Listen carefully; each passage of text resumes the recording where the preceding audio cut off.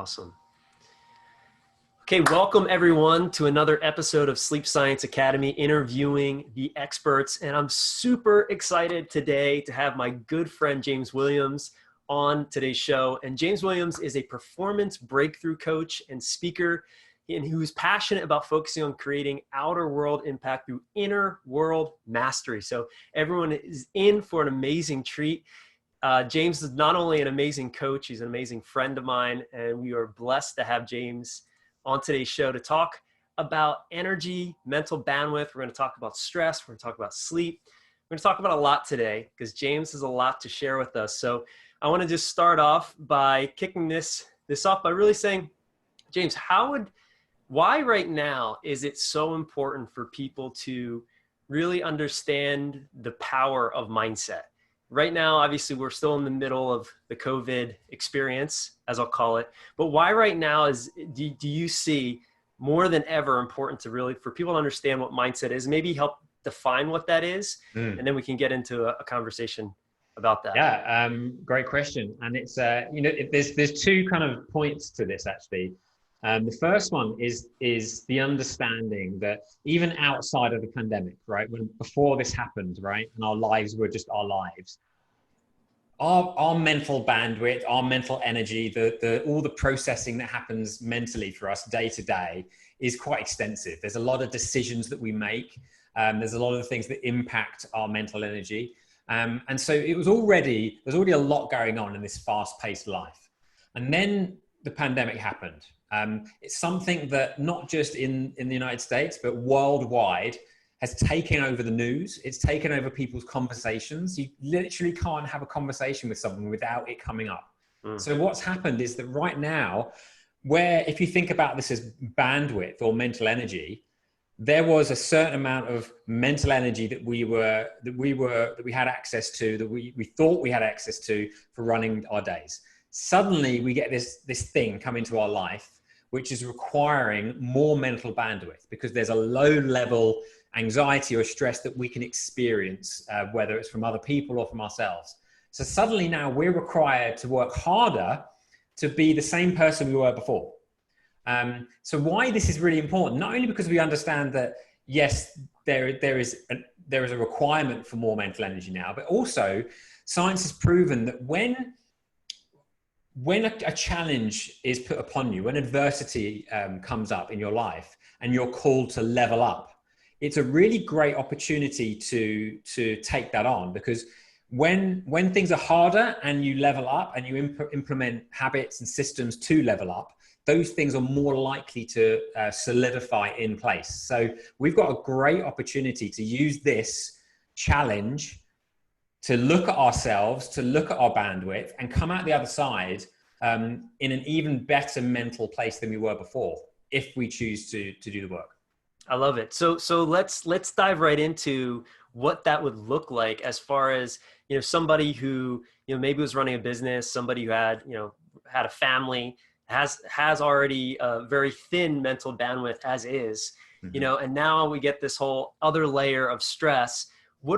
Let's get right into it. Like, what are some of the things that a person like that, high performer, someone who's, trying to do big things in the world, trying to be present with their family, trying to do the best they can, and now this gets thrown on top of it. What are some of the maybe tools or insights or strategies or advice that you can share with us that would help this person really increase that mental bandwidth so that they can still be creative and innovative and get sleep, right? And have energy. So what would some of those things be? We'll just get right into it. Well, I think step number one for those people especially is a huge amount of self-compassion, right? The last thing you want to think about is there's another thing to do. It's, I'm already extra stressed. I've got to do loads of routines and strategies. Oh my God, right? So the first thing is some compassion, right? The way you're feeling is called being a human being. And I don't care what you're told, every human being on the planet, even the most highest performing human beings in the world, feel stress, feel pressure, have moments of anxiety, have moments of overwhelm, right? That's the human condition. What we are painting a picture for you here is the opportunity for something that I call bounce back ability, right? The opportunity to be so confident that no matter what life throws at you, you know you can bounce back to being the best version of yourself quickly and effectively.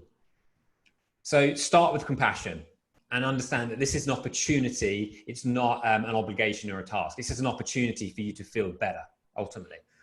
The next step is awareness, because I think we can't do anything unless we understand what's going on.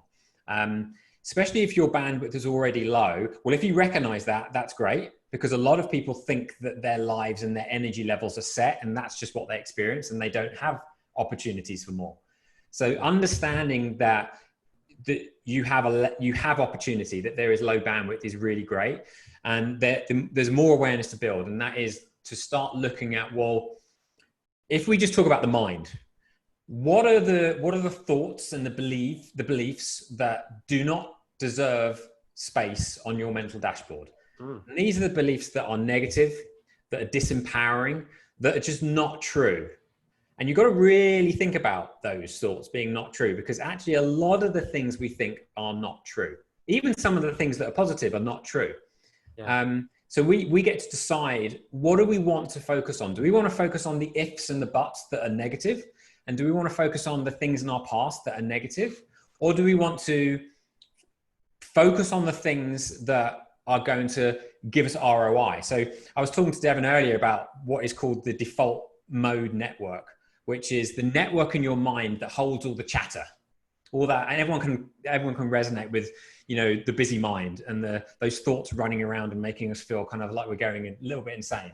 That's your default mode network. That's just the autonomic nerve, thoughts running around your brain that are filled up with thoughts that you've been fed growing up, that society's given you and you've absorbed, and they've just become stories in your head. If you can be aware that you do not have to be controlled by those stories, they are just stories, and that you can choose a different story, then you can do what we like to talk about, is you can basically interrupt that network, right? You can literally interrupt it. And you can do that with various activities and exercises like meditation. So meditation is one way to interrupt that network. And Devin will talk to you about this as an expert. One way we think about meditation is the only incorrect way to meditate is to not meditate. Right? Yeah. That there's no, if you're meditating, you're meditating. Now, of course, there is effective meditation, and there's sometimes where it doesn't feel effective, but just giving yourself the permission to sit in a room, be quiet, and experience yourself and the world and that mental network, it gives you some awareness, right, of what's going on. And then the more you do that, the more that you can distinguish between those thoughts that aren't real and don't deserve space on your mental dashboard, and those thoughts that are real. But either way, the key to meditation is not really judging. It's just seeing and being aware. And if we go back into the science of it, what meditation really does for us is it interrupts that mental network, and it actually affects a part of our brain. I was reading this the other day, and I can't remember the name of the part, because a lot of these words are very, very long, and you probably wouldn't remember it if I told you anyway. It actually affects a certain part of your brain that is to do with our awareness of our body. So me knowing where the ends of my fingers are, or the ends of my toes are, or me knowing where my bum is when I sit on the seat. It's like my awareness of my body. When you really master meditation, it affects that part of your brain. And if you've ever heard anyone say, I felt separate from my body and one with the universe, it's because that part of their brain has actually switched off. And now their brain can't determine their body or anything. They are now at one. And when that happens, it switches off the mental chatter. It switches off the things that aren't true. And all that exists is what is real, which is the moment. Now, obviously, that's further down the path, but I'm telling you that because the second part from awareness that's really important is belief. That once we're aware of the opportunity of creating more mental bandwidth, or focusing on the positive, focusing on the productive things, then we must believe that it's possible for us to change, for us to create more mental bandwidth, and for us to experience anything in the world, no matter what the world throws at us, and still be able to be our best selves. Okay, so, I'm gonna stop you for a second, because that is a lot. That's a And lot of before stuff. we go on, I want to unpack these initial 3 steps, because Yes, I'm let's sure do there's it. more. So the first part you said was compassion, right? Yes. Giving yourself compassion. So what are some ways that you found effective for maybe yourself and your experience, for the people you've worked with, for the other Mhm. high performers that you are connected with, that has allowed you or them to, to really step into that place of compassion, and Mm. step into a place where they can give themselves permission to be human and to Yeah, not have to take it on? Like, what, let's kind of break it down one step further. Like, how can somebody learn to be more compassionate with with themselves. Yeah, themselves? and it's amazing how many people uh, aren't compassionate. How many people Yeah. think that they should be selfless rather than selfish? Even those words have been misconstrued, if you like. Like, we are brought up to be selfless, and put other people first. But when you really think about that concept, if you were to put everyone else first and not feed and fuel and love yourself, then what all those other people are getting is a less than thriving person, which Mm, means that all those people that you supposedly love and care for, you're not actually giving them the best version of yourself. You're giving them something weaker. And if you care about them that much, you will give them the best version of yourself. And the only way to give the best version of yourself is to fuel first. And so something that I teach is a concept I've got on the board behind me, which is intentional quality output, which is being intentional with the quality of your output, whether that's to the relationships in your life, whether that's to your business, your team, your work colleagues. If you understand that the energy that you put out to the world is dependent on how much the energy there is within you to give out to the world, then you'll understand that your effectiveness in the world is very dependent on that self-compassion and self-love. mm. Right? So that's a powerful reframe, really helping understand that through helping yourself, you're truly in service to all those that you think you're in service to, when you're like continuing to just do and pour out from an empty cup. Like, Yeah. that's, I think that alone, if people just got that from this conversation and were able to experience that in their mind and body, would be like a massive shift for Mm. people right now. So I love that reframe, and it's so true, and it's so easy to forget. And why do you think as high performers and people that really care about their health and care about their business and making an impact, why do you think it's so easy? And even though you might have that experience and like kind of intellectually it makes sense, you still kind of fall into those patterns of Mm-hmm. just overextending yourself to your business or your family, or why do you think that happens, James? Well, I think you and I both can resonate with this, because the reason we master this stuff and are so knowledgeable about it is because both of us have been in those shoes, Yeah. right? I think that I know personally, growing up, um, being selfless and putting other people first, and it being framed in that way, was celebrated. And of course, when you're growing up, you're wanting acceptance and love. And Mm, so then you learn to get acceptance and love from outside of you. mm, When I sacrifice myself for others, I get love, and you get taught that. And then that becomes a pattern, and you learn that. And it becomes a pattern all the way down to your central nervous system. Like, yeah. your hardwiring literally reacts to moving you in the direction of getting love externally, to the point where if you're trying to get it internally, you fight it, which is quite Mm, often why even very healthy, intellectual, driven people, or anyone, find it very, very hard to put themselves first. It's not that they don't understand that it's important, and they may even emotionally know that they must love themselves more, but they struggle to move into it because their central nervous system is literally saying, whoa, what are you doing? That's not mm. the direction we were taught to go in. And so we've got to go really deep to hack that. But that takes me back to that other point, that awareness is really important, right? And if we can literally just create awareness on this call that those are the opportunities, that's huge. Yeah. It's the first step in AA for an alcoholic, right? Is awareness. It's like, just admit that there's an opportunity here.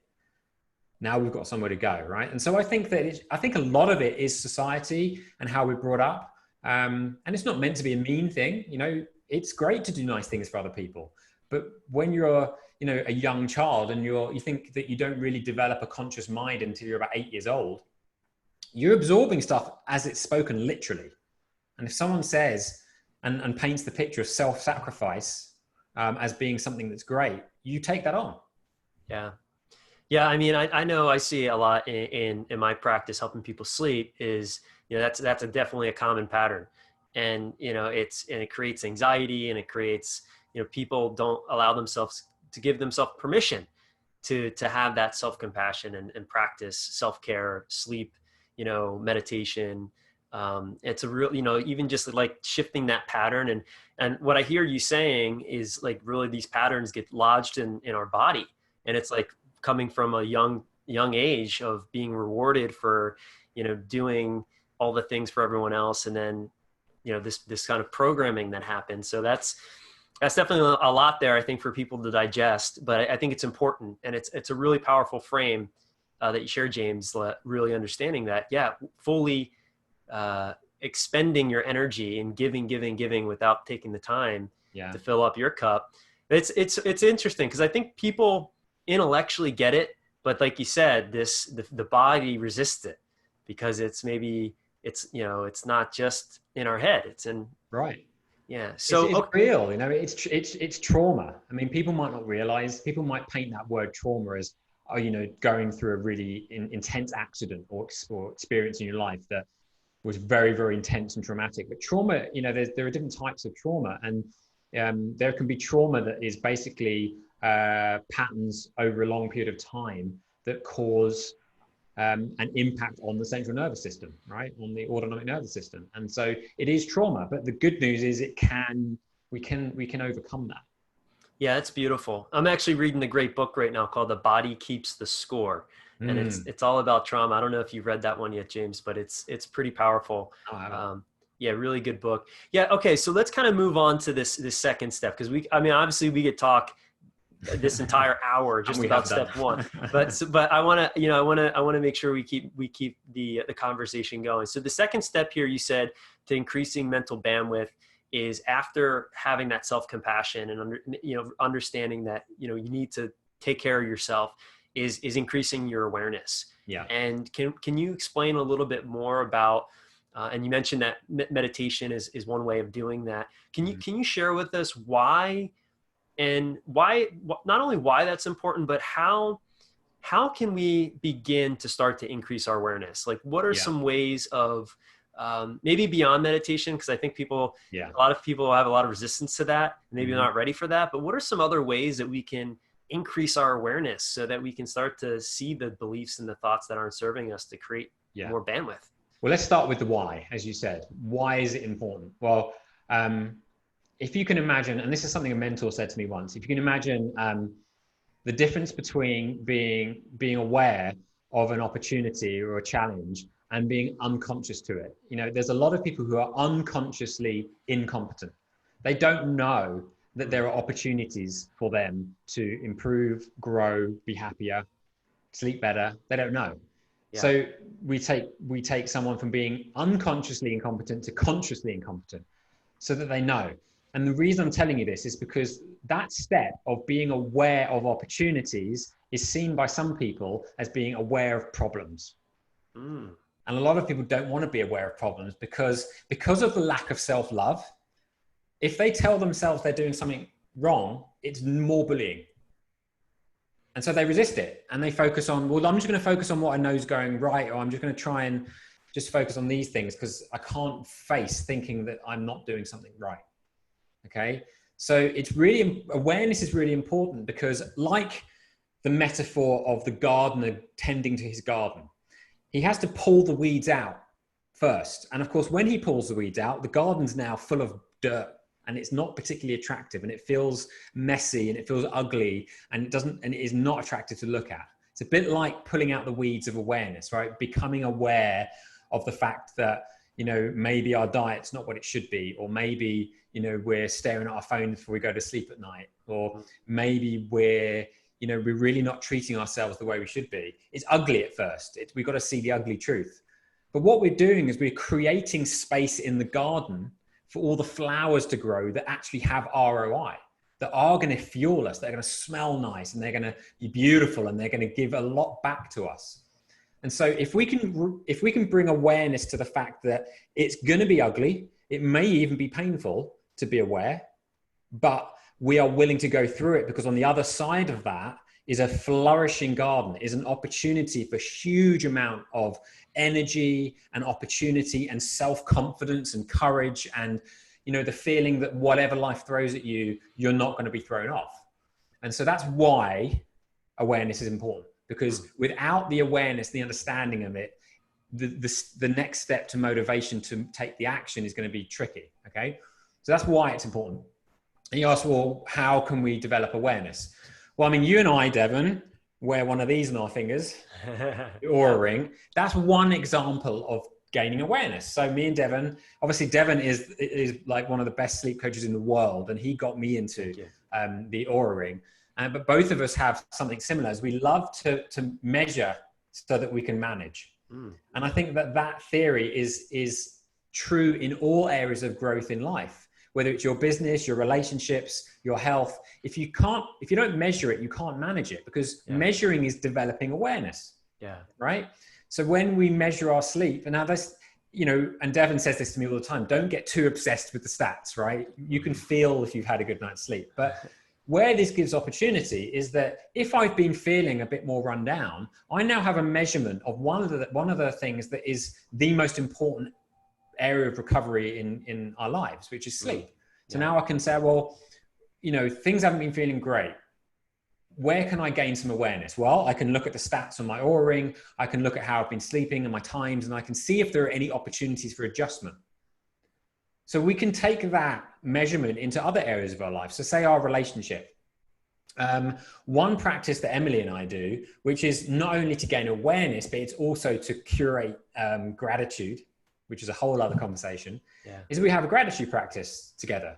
But it also, and I'll talk you through it, but it also develops awareness. So the first thing we do is we share 3 things that we appreciate about ourselves. Okay. That develops awareness about how well we're doing, because I think that's really important, in that it develops that relationship with ourselves.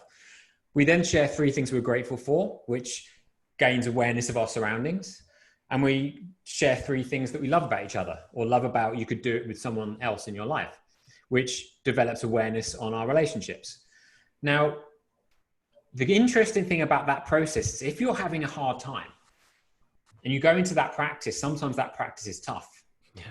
Because it's an example of you haven't been paying attention to what you're grateful for, and you haven't been paying attention to yourself. And so if you can't think of something to appreciate about yourself, then you've gained awareness that your relationship with yourself is not where it should be. Especially with the awareness that if you had a great relationship, you would be feeling better. Okay.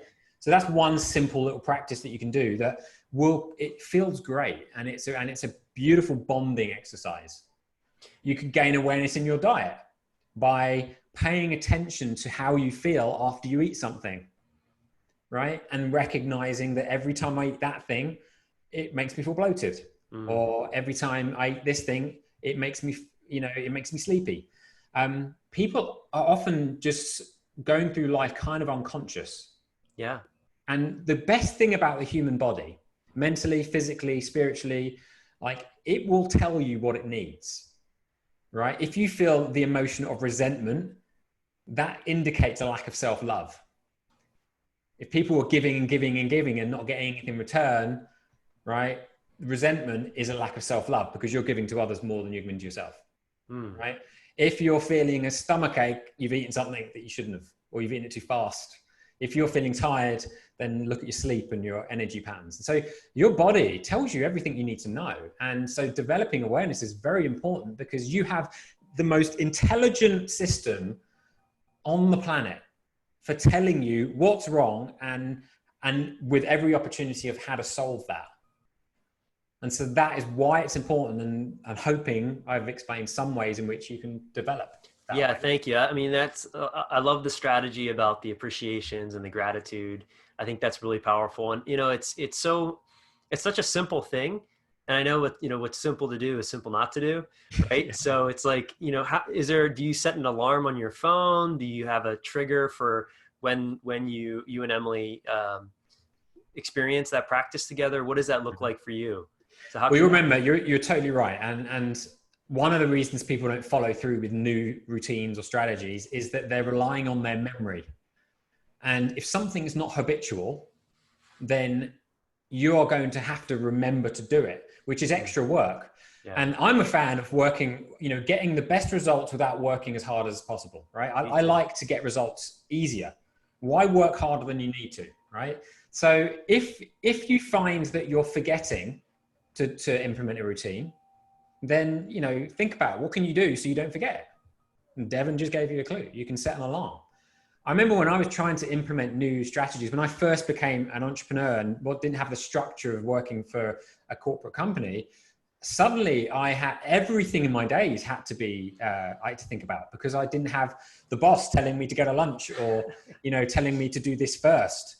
And so I had so many things as alarms, like stand up, go and make a drink, have a glass of water, go outside, go and do this. And my calendar was full of reminders with little alarms going on. So yeah, make it easy. Have notes around the room. It's really simple. It's about setting yourself up for success by making it as easy as possible for you not to fail. Yeah. So altering your environment and doing, simple things that'll just trigger those little instances to, hey, this is an opportunity to bring some awareness to this part of my day. And here's a little strategy that, I know works. And I want to take it back for a second. And you said something really interesting about, willingness to be uncomfortable. And I think this is where a lot of people get stuck when they're, they may want to change.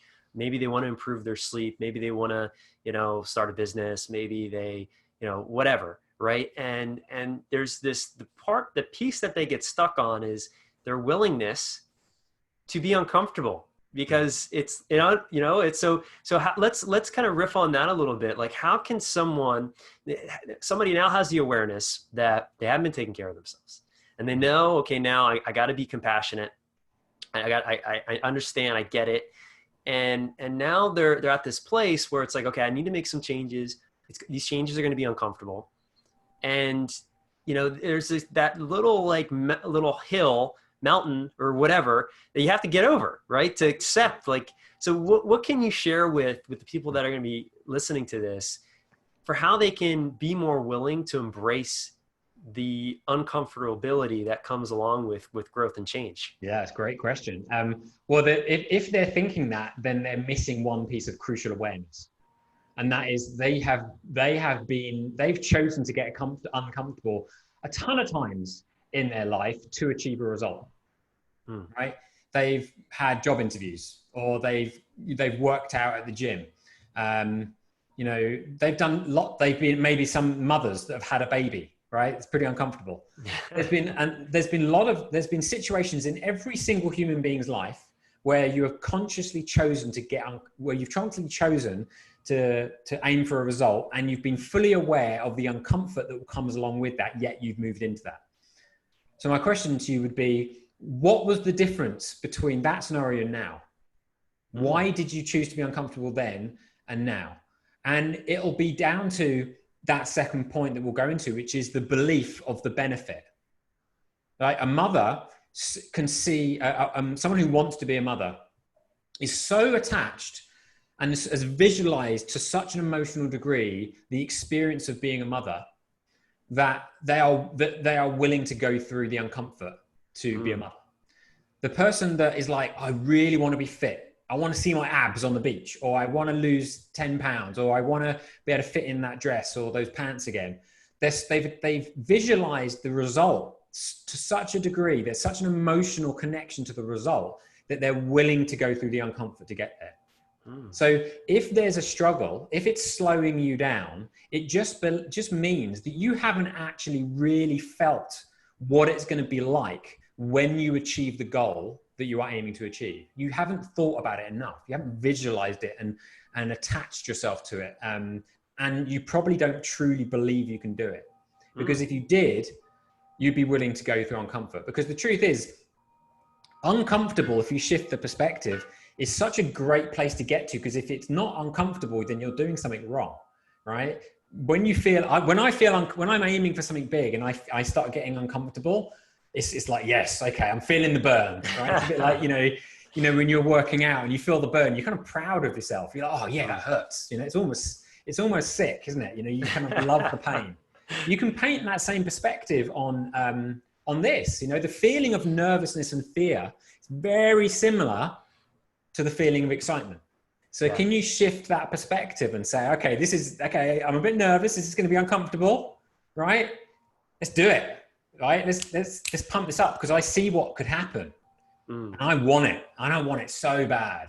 And when you really do the work on that, which, by the way, comes from feeling deserving of it, which comes from relationship with self and self-love. Okay. You see where the pattern is building. Yeah. Wow. So I just got to share, that's gold right there. And in my own life, one of the most uncomfortable things that I did recently was give a TEDx talk. And it was the hardest thing. I had so much, it was so uncomfortable, preparing for it, walking out on stage on the red dot and giving it, but the belief that I had that enabled me to get through that, and that definitely disturbed my sleep a little bit, trying to prepare for this thing, was I just kept thinking about all the people that when they listened to the talk would benefit. And I focused on other people and stopped focusing on myself. And when I knew when I was focusing on myself, I was thinking about, I would get anxious. But when I focused on the vision of, okay, this is going to impact not only other people, but also it was going to help me and help me get out there and serve more people. That was the thing for me that got me through the uncomfortability of trying something new and different that I've never done before. So, and it was an incredible talk. And what you've just demonstrated there is that you went into it with a huge amount of awareness as to what was going to motivate you to put the effort in. Yeah. Right. What was motivating to you is the impact it was going to have on other people, the impact it was going to have on your career. You were very clear. So you'd gained a lot of awareness of a lot of the pieces that would be fuel. They would be in that mental network. They would be thought patterns that had ROI. That when they were skirting around your head, they were fueling you, and you put in a lot of effort. I know that you worked with one of the best speaking coaches in the world to help you go through that.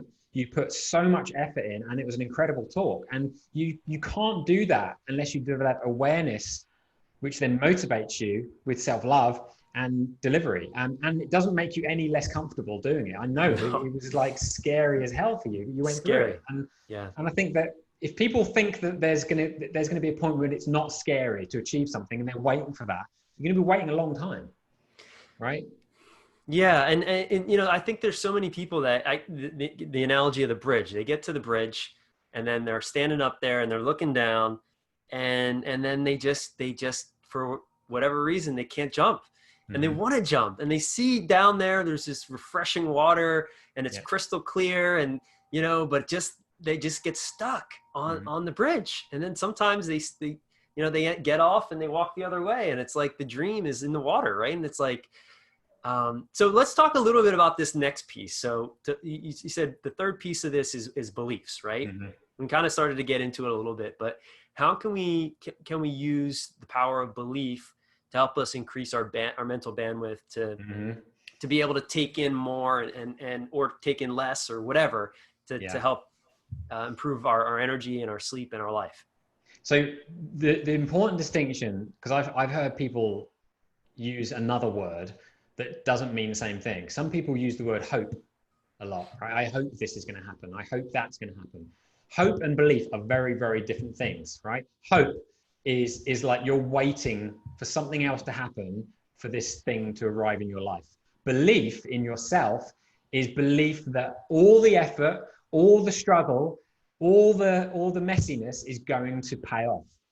And belief is so important. It goes down really to the roots of trust and self-trust. And if you think about that word trust, when you trust someone, trust doesn't need proof because no one has a time machine.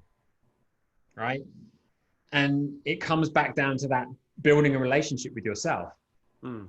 If you don't believe that it's possible, even if you start moving, you're not going to be taking as bolder actions because there's going to be an element of you holding back. So for those listening to this, how many people resonate with the idea of, have there been things in your life that you started and you've gone through to, but you never quite make it? And there's a pattern of things always kind of failing at the last point and never quite getting there. I would ask yourself how much you truly believe in the benefit of the outcome and how much you truly believe in your ability to get it. I'll paint a picture for you. So everyone knows you may or may not, the phrase, your thoughts and words create your reality. I'll tell you why that's true. I was listening to a great lecture by the amazing Wayne Dyer recently that he did back in 2013, Excuses Be Gone.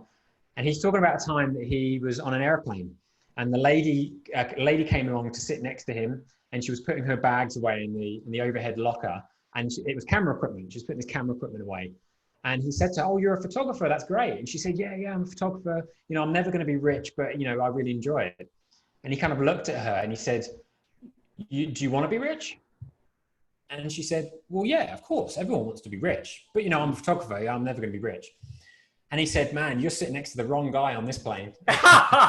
He said, why would you think that? He said, you want to be rich, but you're saying that you're never going to be rich. Mm. Why? Those are contradictory things. And the truth is that statement, I'm never going to be rich, isn't true. You're predicting a future that you have no way of predicting. And so think about it. If your statement was, I'm a photographer and I am rich, or I'm going to be rich, how does that change the decisions that she makes every day, right? Will she go for that client that requires a really high standard of photography? Mm. Does she say, do you know what? I'm going to try and apply for a role to photograph models at the Paris fashion show? Because if she doesn't believe she's going to be successful, she's never going to apply for that. So belief is important because it literally changes the actions you make every day, right? If I believe that me talking to Devin is going to create an incredible amount of value for everyone that listens to it, then the effort that I put into the call is very different to me doing it. Oh, just Devin wanted me to chat to him and I'll do him a favor and I don't really care and I don't really believe it. It changes the conversation, right? Mm. So if you think like literally the time I get up in the morning would be different if I didn't believe that day could be successful. The effort that I put into my exercise would be different if I didn't believe that I could be fitter and stronger. The effort that I put into my evening routine before bed would be different if I didn't listen to Devin and believe that my sleep determines how much money I can make by my effectiveness and my efficiency, determines how healthy I am, determines how well my muscles grow after working them all day in the gym. Right. If I didn't believe those things, I wouldn't take the action. So James, so tell us, how can we cultivate? How do the people are listening to this and they get it now? They're like, they want to believe. How can someone who maybe lacks the muscle, this muscle that you're talking about, that hasn't had the awareness of any of this, what we're talking about, now their eyes are open and they're like, I get it. I've drank the Kool-Aid. Tell me how can I strengthen my belief in my ability or in myself so that I can push through the uncomfortability, so I can be willing to, to jump off the bridge. Like, how does somebody start to change their mindset around their beliefs to have a better life? Well, first off, everyone has a belief muscle, right? You have a belief muscle. And if it's lacking, it's just like a weak muscle. And as you kind of painted, what do we do when we have a weak muscle that we recognize the benefit of strengthening? We strengthen the belief muscle. Belief happens through recognition, which means that you've got to take a step to gain belief. Belief isn't something that you call down. You don't go onto Amazon Prime and say, can I order some belief, please? Wait for it to come and then take action, right? It's something that you generate, and everyone has the ability to generate belief. So let me take you through some really simple steps. But developing belief is a little bit like it's a little bit like developing motivation in some ways. First thing you need purpose. You need to think, well, what is the purpose and the benefit of me believing in this action? Let's say it's paying more attention to my sleep and implementing all of the amazing strategies that Devin teaches to have better sleep. Well, the first thing is I've got to think about what the benefits are going to be to diving into that belief, right? That which is the awareness piece. We're going through the model again. I've got to develop awareness about, well, why am I doing this? What's it going to give me? What's the point? Once we've got all that information, right, we understand why it's going to be beneficial, but maybe there's a little bit of underlying belief. Well, I believe that in our minds, we have three rooms. We have our past habitual library, we have our future creative workshop, and we have our present room, right? Yeah. In that past habitual library, there's a shelf that is for self-belief and self-confidence. And I think it's really important that we all take responsibility for stacking that shelf. It's not up to others to give us belief or give us confidence. They can inspire belief, and I hope that we inspire belief in you on this call, but I can't give you belief in yourself. It's up to you to do that. And one of the important things, strategies around motivation, is the 3 S's, small, simple steps. So what can you do to a small step towards the thing you want to achieve that will create enough of a result for you to see and measure that you can then stack on that confidence shelf as a belief that you can go further forward. So let's say it's sleep. Can you challenge yourself to one day take the advice that Devin provides and see if you have a better night's sleep? Just one day. And then maybe you could do 2. And then maybe you can do 3. So if you think about any strategy that you don't feel like you've been motivated enough to follow through with, whether it's self-belief or whatever, make it simple for yourself, right? 1% a day. I think quite often when people are moving into something, they assume they've got to climb the whole of Mount Everest in one swoop, in one leap. And they're like, oh, it's too much, can't do it, don't believe it. It's just not going to happen, right? I mean, how many people that for the first time they climbed Mount Everest genuinely knew for a fact that they could do it? None of them, because there's too many variables, right? But they believed it was possible because they got on the map and they said, do you know what? The first thing I've got to do is just got to get to base camp. Can I do that? Yep. And then when they did that, they stacked the confidence shelf. Now they've got a huge amount of belief in their ability to move forward, which gives them the fuel they need to go to the next step. So just take it step by step. And then after each step, acknowledge, share what you appreciate about yourself, share what you're grateful for, stack the shelf, and then use that fuel to then decide and move on to the next step. That's such a powerful, and again, simple, extremely powerful strategy. I know for me, what's helped me really develop belief in myself is not only acknowledging myself for the things during the day that I've done great, that I want to appreciate, as you say, that's really, but surrounding myself with people that believe in me. Right. And I know that that's a whole nother conversation about social connection and environment, which maybe, I don't think we'll have time on this call to get into, but I know you have a lot of goods to share about that specific topic. But it's, it's so true. Just taking these simple steps, acknowledging yourself for the things that you are doing, and going back and thinking about all the things that you did do that were scary.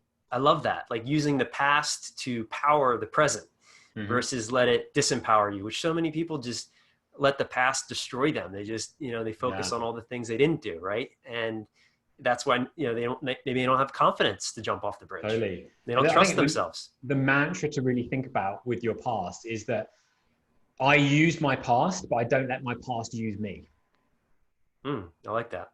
Right. Which means that your past is this beautiful library of experiences that you can take from and learn from, right? I believe that we never make mistakes. I believe that we win or we learn. And so we can learn a lot from our past and use it as fuel or lessons.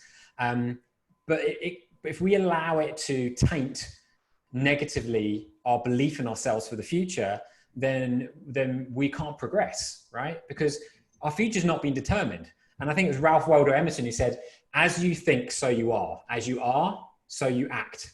As you act, so you attract. That's great. I which love is that. so powerful when you think about that. You can choose right now how you want to think, which is going to impact how you act every day, which is going to, and when you start thinking and acting in a certain way, opportunities are going to come your way because you're going to notice them, because you believe in yourself and the existence of those opportunities. It's so powerful. What, I was at a seminar recently, and this is, for me, this was a huge, amazing distinction. Someone said beliefs are actually decisions. And you can, so you can decide, and you can actually take on somebody else's belief, right? Like if you borrow someone's else belief in you, if you don't have it yet, right? So like there's all these amazing strategies, but it comes down to this decision, right? Trusting yourself, like James is saying, I love that. having self-compassion, understanding that if your cup isn't full, you're not going to be able to fill others, increasing your awareness about what your needs are and the purpose of why you're showing up, right? I mean, this is gold. I mean, if you just took one of these steps, your life would dramatically transform, literally. Mm-hmm. I mean, it's so James, I want to respect your time, and I know. So let's first let me get clear. Are there more steps? So I know we had compassion, right? Awareness, beliefs. Are there any more steps that we should know about before? I mean, there are lots of steps, but ultimately the next step after belief or decision, right, is action. There is, I said before that I don't believe we can ever make any mistakes, that we win or learn. It is and isn't true, right? There's one mistake. There's only one mistake we can make in life, and that is not taking action, right?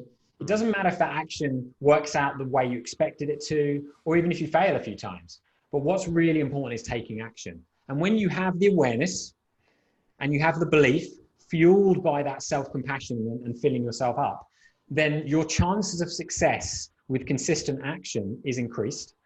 Your bounce back ability from falling off the horse a few times and it being messy is increased. And so the only difference between those that succeed and those that stay put is just taking action, right?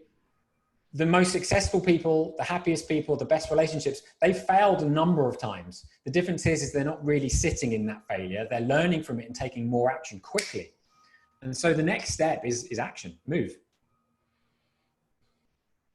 Get support, learn a strategy, read, just take action. Yeah, it's beautiful. It's a powerful framework, and this has been really insightful.